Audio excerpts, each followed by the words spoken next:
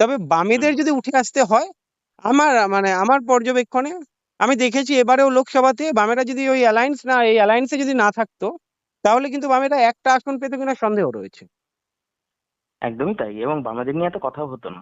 অনেকে যে বলছে না যে ইন্ডিয়া জোটে আমরা, অনেকে দেখবে তোমাকেও ফোন করে দেখেছি, ওই অনেক রেকর্ড তুমি ছেড়েছো যারা বলেছে যে ইন্ডিয়া জোটে আমরা কেন রয়েছি, বেরিয়ে যাওয়া উচিত। মানে এমনি মিডিয়া বাংলাদেশ নিয়ে কোনো কথা বলে না। ঠিক আছে, সেখানে যদি তারা আবার ইন্ডিয়া জোটে না থাকতো না, তাহলে আরোই কথা বলতো না। বরঞ্চ বাংলাদেশ ইন্ডিয়া জোটে আছে বলে অন্তত প্রচারের আলোটা কিছুটা হলেও পাচ্ছে। আর সবচেয়ে যেটা মজার জিনিস, সেটা হচ্ছে যে যে রাহুল গান্ধী যে পন্থাটা নিয়েছে, সেটা কিন্তু বামপন্থার একটা ধাঁচ। ঠিক আছে, কারণ রাহুল গান্ধী জানে যে এই ধরনের যেসব ফ্যাসিস্ট যেসব রাজনৈতিক দল আছে তাদের বিরুদ্ধে লড়তে গেলে একমাত্র সবচেয়ে ভালো অস্ত্র হচ্ছে কি বামপন্থা। এই জন্য দেখবে তিনি কিন্তু ওই জাতি জনগণনার কথা বলছে, ছবি দেখিয়ে বলছে যে এই যে এখানে বাজেটের সময় হালুয়া দেওয়া হচ্ছে, এখানে কোনো মানে ওবিসির একজন রয়েছে আর মুসলিম একজন রয়েছে। হ্যাঁ, আর যে 4-5% যে জাতি তার মধ্যে থেকে বাকি লোকেরা রয়েছে, এটা কেন হবে? অর্থাৎ উনি কিন্তু একটা অন্য একটা ন্যারেটিভ তুলে ধরছে। তো বোঝাই যাচ্ছে, হয়তো কমিউনিস্ট পার্টিটা হয়তো সেভাবে দাঁত ফোটাতে পারছে না, কিন্তু এটা ঠিক যে বামপন্থাই কিন্তু জিতছে আস্তে আস্তে। কারণ মানুষের চোখ কিন্তু আস্তে আস্তে খুলছে, মানুষ বুঝতে পারছে যে এগুলো সব গিমিক। এই গিমিক দিয়ে আমাদের কোনো লাভ নেই। না, তাই সত্যি না? কথা বলতে রাহুল গান্ধীর কর্মসূচিগুলো প্রশংসনীয়। যেই কর্মসূচিগুলো উনি করছেন, আমি কর্মসূচিই বলবো রাজনীতির দৃষ্টিভঙ্গি থেকে। উনি হুম। লোকসভা নির্বাচনের পরেই ছুটে গেলেন কোথায়? মণিপুরে। মণিপুরে যারা অত্যাচারিত হয়েছিল তাদের সঙ্গে ছবি তুলেছেন, তাদের সঙ্গে থেকেছেন, তাদের সঙ্গে খেয়েছেন। এই যে মানুষের সঙ্গে যে জনসংযোগ ঘটাচ্ছেন, যে দুটো আসন মণিপুরে রয়েছে লোকসভা নির্বাচনে, আর এই দুটো আসনকেই কিন্তু অস্ত্র করতে চাইছে। মানে এই কংগ্রেস বা এই ছোট ছোট জায়গা থেকে আমি দেখতে পাচ্ছি, একদম ঠিক কথাই বলেছো। আমি তোমার সঙ্গে একমত এখানে। কংগ্রেসের এই মুহূর্তে আহ, যে স্ট্যান্ড গুলো নিচ্ছে পুরোটাই বামপন্থী ঘরানার স্ট্যান্ড বলে আমারও মনে হয়। এবং বিশেষ করে রাহুল গান্ধী যে ধরনের পদক্ষেপ নিচ্ছে, সেটা প্রশংসনীয়, যথেষ্ট প্রশংসনীয়। দেখো, কংগ্রেসের একটা ব্যাপার আছে, সেটা হচ্ছে দেখবে মোটামুটি আমাদের দেশে ওই 1980 সালের আশেপাশে যে ধনী গরিবের মধ্যে যে বৈষম্যটা, সেটা অনেকটা কমে এসেছিল। তার কারণ হচ্ছে কংগ্রেস ঠিক যে জায়গায় শেষ করতো, বামপন্থী মানে কমিউনিস্ট পার্টিরা সেই জায়গা থেকে শুরু করতো। ঠিক আছে, মানে যে জায়গায় এসে কংগ্রেসের আটকে যেত, কারণ কংগ্রেস তো মানে একেবারে যে পুরোপুরি লেফটের দল তা তো না, তারা একটা ওই সেন্টার লেফট টাইপের দল। কাজেই তারা ওই সোশ্যালিজম যেখানে শেষ করতো সেখানেই কমিউনিজম যারা করতো তারা তারা কাজ করা শুরু করতো। এর ফলে যেটা হতো সেটা হচ্ছে যে আহ, একটা ব্যালেন্স থাকতো।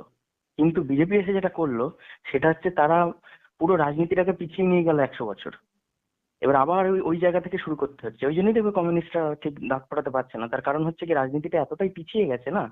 হ্যাঁ, প্রায় 100 বছরের পিছিয়ে গেছে। সেই জন্য কংগ্রেস যদি আবার আস্তে আস্তে আস্তে আস্তে ওটাকে তোলে, তাহলে দেখবে কমিউনিস্টদের জায়গাটাও আস্তে আস্তে তৈরি হবে। এই আর কি ব্যাপার। না, আমার মনে হয় এই মুহূর্তে বামেদের যদি গোটা ভারতবর্ষে উঠে আসতে হয়, সমস্ত বামপন্থী দলকে এক হতে হবে, 1 নম্বর। আর দ্বিতীয় নম্বর হচ্ছে, আমি জানি কংগ্রেসের সঙ্গে অনেক সময় বনিবনা হয় না অনেক জায়গায়, কিন্তু এই অ্যাডজাস্টমেন্ট গুলো করতে হবে। যদি আগে মানে যদি আগামী দিনে পার্লামেন্টে 50-এর বেশি লোকসভা আসন পেতে হয় বামেদের, তাহলে আমি মনে করি হাত ধরে চলতে হবে। এবং কংগ্রেস এবং বামেদের মধ্যে অ্যালায়েন্স যদি সারা ভারতের মধ্যে হয় না, একটা আলাদা রেজাল্ট দেখতে পাবো। এটা অনেক আগে থেকে হওয়া দরকার। এটা আমি হবে কিন্তু পশ্চিমবঙ্গের কি বলতো। ক্ষেত্রেও একই কথা বলবো আমি। হুম। এবার দেখো, কিন্তু পুরনো ব্যাপারটা শত্রুতা অবশ্যই বর্তমানের দিকে তাকিয়ে চলাই ভালো। আমি যদি ভবিষ্যতে কি আমি আমি যদি দেখি অতীতে কি হয়েছিল, কি রক্তক্ষয়ী, অবশ্যই অনেক রক্তক্ষয়ী সংগ্রাম হয়েছে, কিন্তু এই মুহূর্তে তৃণমূল যে ধরনের মানে স্বৈরাচারী শাসন ব্যবস্থা কায়েম করেছে, এই শাসন ব্যবস্থাকে ভাঙার জন্য দরকার কংগ্রেসকে। অবশ্য কংগ্রেস বামেদের মিল খায় না কখনোই, যেটা অনেকেই বলে, এটাই বাস্তব কথা। হ্যাঁ, এই মুহূর্তে স্ট্যান্ড হয়তো কংগ্রেস নিয়েছে কিছু বামপন্থী ঘটনা, তার মানে কংগ্রেস যে কংগ্রেসের জায়গা থেকে সরে এসেছে সেটা কখনোই নয়। তবে হুম। বামেদের যদি উঠে আসতে হয়, আমার পর্যবেক্ষণে আমি দেখেছি এবারেও লোকসভাতে বামেরা যদি এই অ্যালায়েন্সে যদি না থাকতো, তাহলে কিন্তু বামেরা একটা আসন পেতে কিনা সন্দেহ রয়েছে।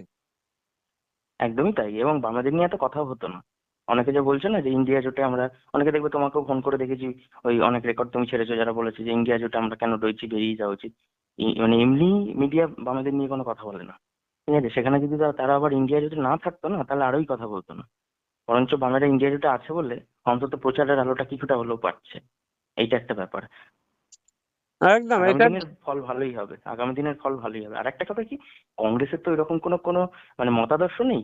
এই জন্য কংগ্রেসের যদি কোনো নেতা ঠিকঠাক থাকে, যেটা যেরকম দেখবে ওই শুরুর দিকে ইন্দিরা গান্ধী যে ব্যাংক ন্যাশনালাইজেশন করেছিলেন, হ্যাঁ, তারপরে খনিগুলোকে ন্যাশনালাইজেশন করেছিলেন, বা এইরকম যে কিছু সোশ্যালিস্ট টাইপের কাজকর্ম করেছিলেন, এমনকি ধর্মনিরপেক্ষ কথাটা তো আমাদের সংবিধানে ছিল না, সেটাও ইন্দিরা গান্ধী ঢুকিয়েছেন।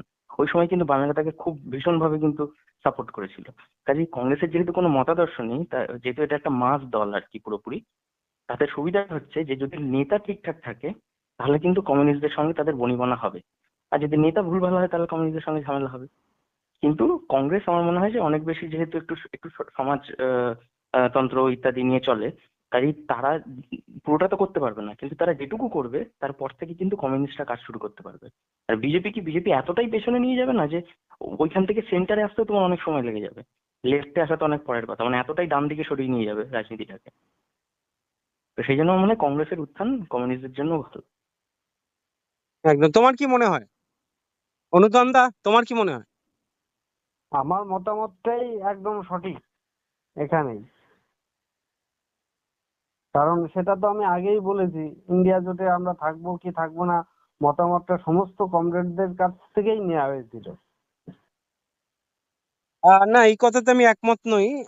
আমি অন্তত আমার মনে হয় না সমস্ত কমরেডদের কাছ থেকে বামেরা মতামত নিয়েছে এই না, ব্যাপারে।